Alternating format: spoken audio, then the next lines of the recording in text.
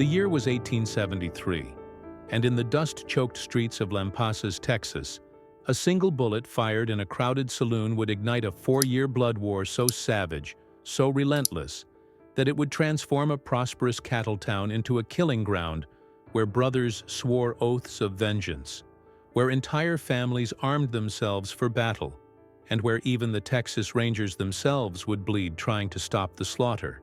This is the story of the Horrell-Higgins feud, where one man's death over stolen cattle and wounded pride unleashed a reign of terror that spread from Texas to New Mexico, leaving bodies stacked in streets, ranches burned to ash, and two families locked in a cycle of revenge that wouldn't end until there was almost no one left to kill.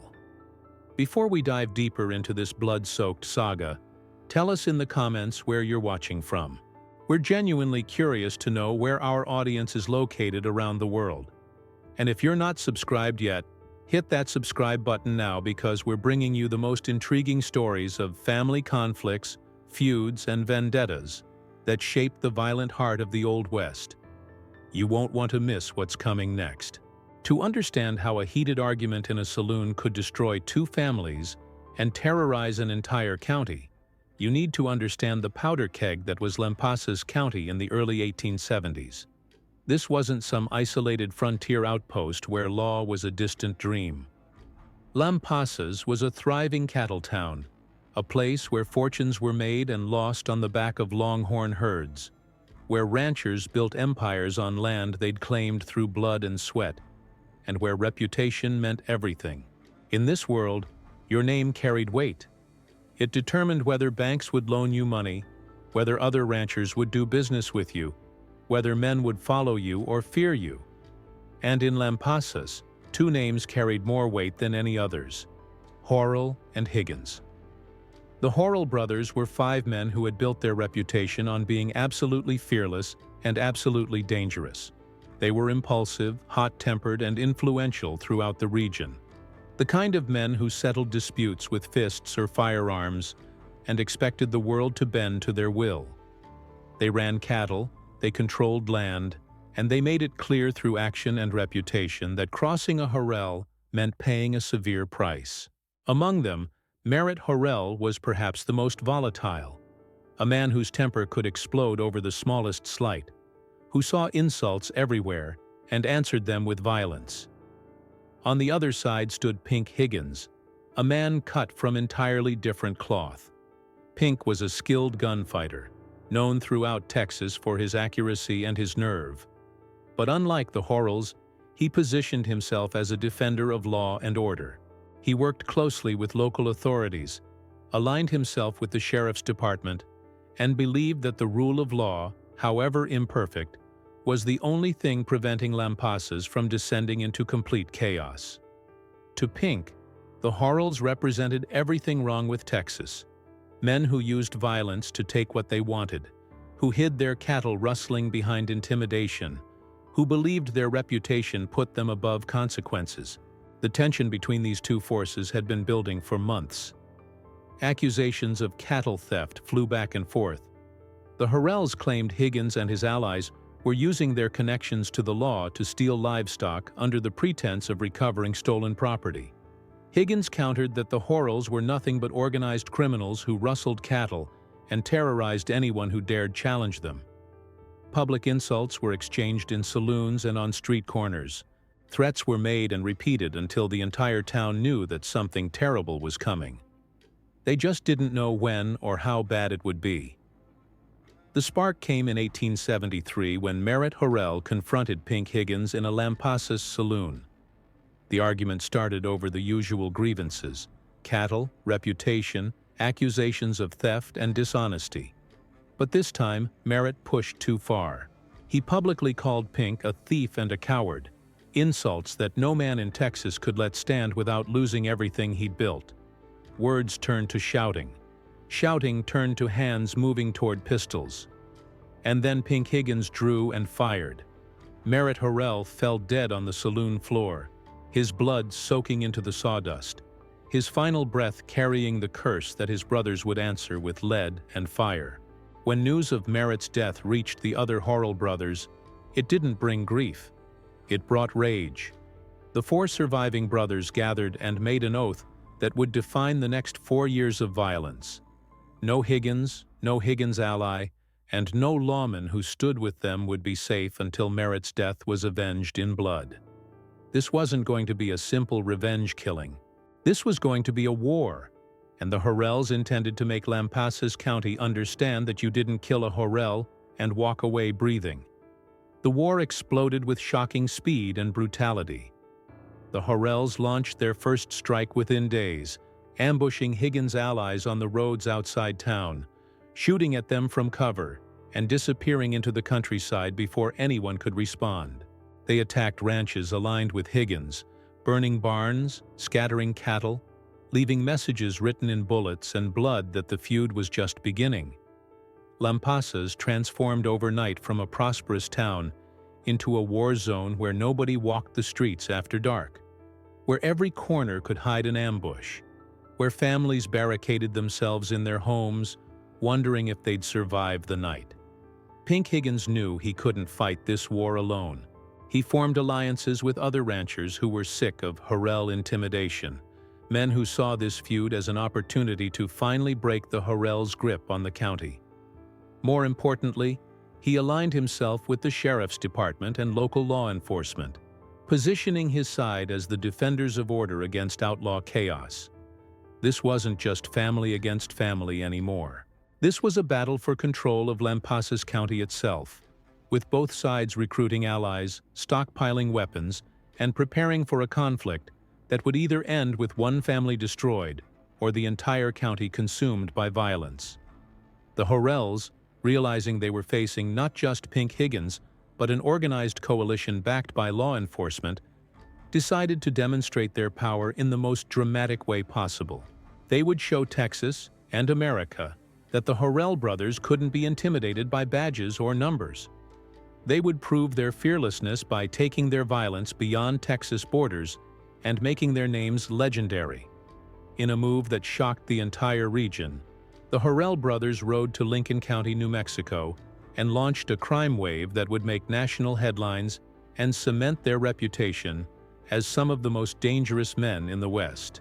Lincoln County in the 1870s was already a violent place, but the arrival of the Horrells elevated the chaos to new levels. They conducted armed invasions of ranches, stole cattle and horses with impunity, and fought gun battles with local authorities who tried to stop them. They weren't hiding or running. They were openly defying law enforcement in 2 states, sending a message back to Texas that the Horrells feared nothing and no one. News of their exploits spread through newspapers across the Southwest. The Horrell brothers became symbols of itinerant violence, men whose names meant death and destruction wherever they traveled. But while the Horrells were making headlines in New Mexico, Pink Higgins and his allies were fortifying their position in Lampasas. They turned their ranches into armed compounds, posted guards at night, and coordinated with the sheriff's department to track Horrell movements and intercept their allies.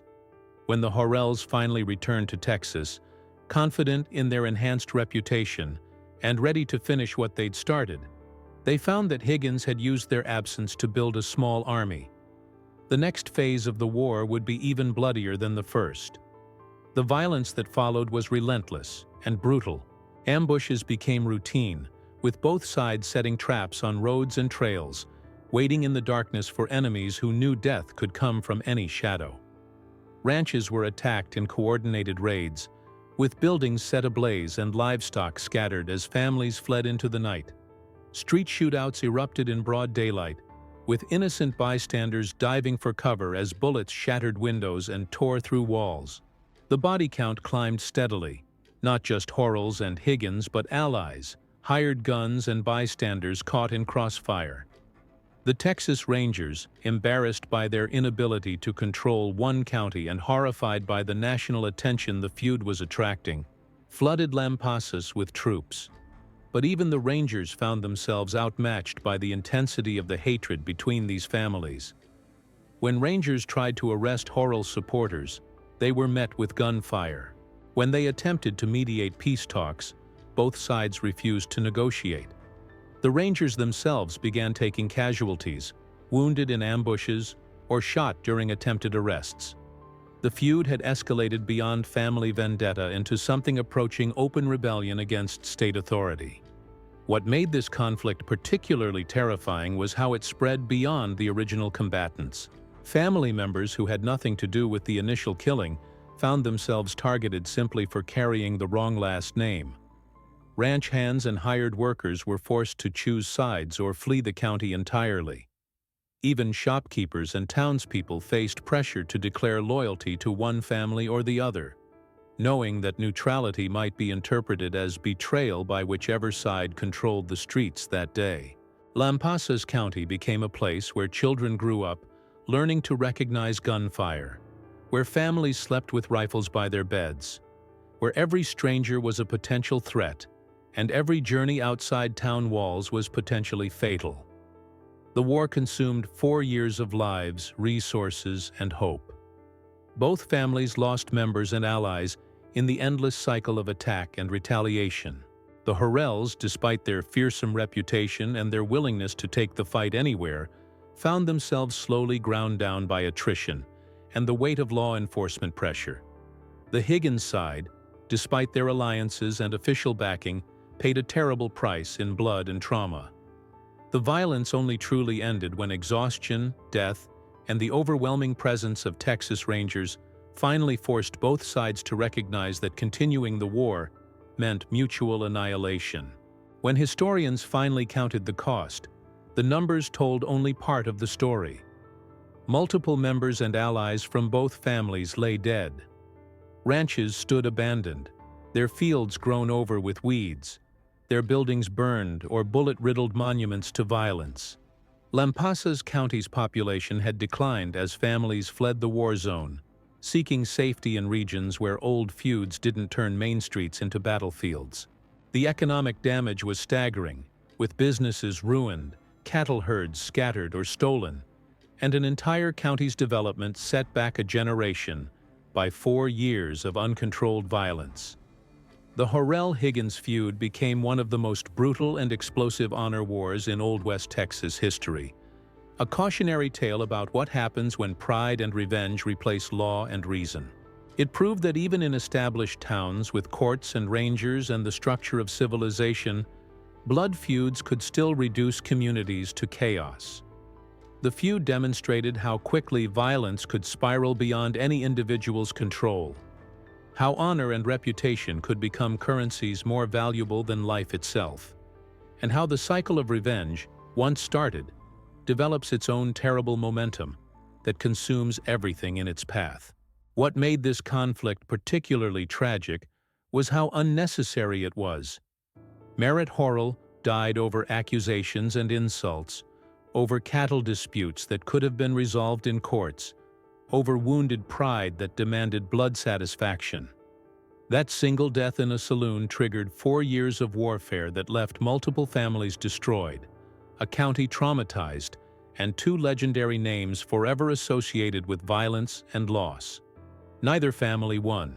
Both lost sons, brothers, allies, and futures. The only victor was death itself, which feasted on Texas pride and honor until there was nothing left to take. Today, Lampasas is peaceful. The ranches that survived the feud have passed to new owners who barely remember the names Horrell and Higgins, except as dark legends from the violent days when the Old West truly meant the law of the gun. But the cemeteries remember. Rows of graves from the 1870s mark the young men who died in their 20s and 30s, often with death dates clustering around particular battles or ambushes. The courthouse keeps records of trials that never reached verdicts, arrest warrants never served because the accused and the accusers were all dead before justice could run its course. The legacy of the Horrell-Higgins feud remains a stark reminder that revenge is a fire that consumes everything it touches. One argument, one bullet, one death, and 4 years of warfare followed. 2 powerful families reduced to legends of violence. An entire county transformed into a battlefield. And at the end, when the guns finally fell silent and the bodies were buried, nobody could point to a victor. only to the wreckage of what pride and vengeance had destroyed. If you found this story as compelling as we did, make sure you're subscribed to our channel so you never miss another deep dive into history's most intense family feuds and conflicts. Hit that subscribe button, turn on notifications, and join us as we uncover the stories that shaped the violent heart of the American West. Because history isn't just what happened, it's who we were when everything went wrong, and what we can learn from the blood they left behind.